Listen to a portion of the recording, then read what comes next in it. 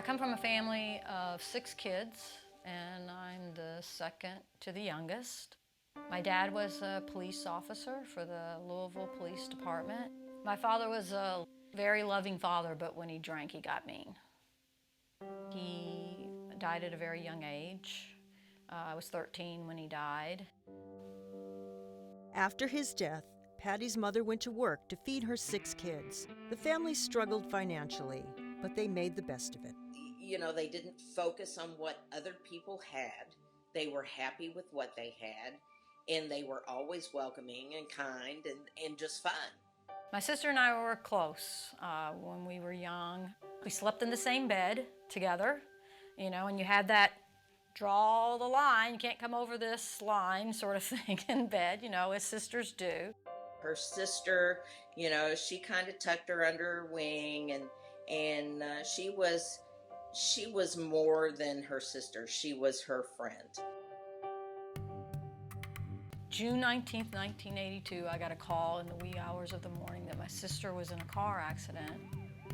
It was a police chase, it was a head-on collision, and my sister was seriously injured. Patty's sister was in the hospital for over a month. Her physical wounds healed, but after she came home, the family could sense something was wrong. She didn't seem to be the same afterward. She just wouldn't come out of her room. She appeared confused at times to Patty.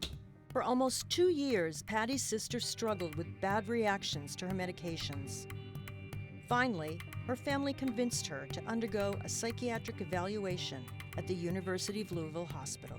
It was hard for her to do that, but she did it. And she knew, even though she was lost and lost within herself, she knew she still needed help. But the hospital didn't have the answers or treatments Patty's sister needed. The social worker told us there were basically not the resources that she needed to stay to get the medication and the treatment and the continuity. That's the message I was walking away with. She was very helpful and provided a lot of information, but the subtext was, we don't have what you need, and we don't have what she needs, because it's about what she needed. Frustrated, Patty and her family took their sister home. Patty's mother and brother Robbie became her primary caregivers.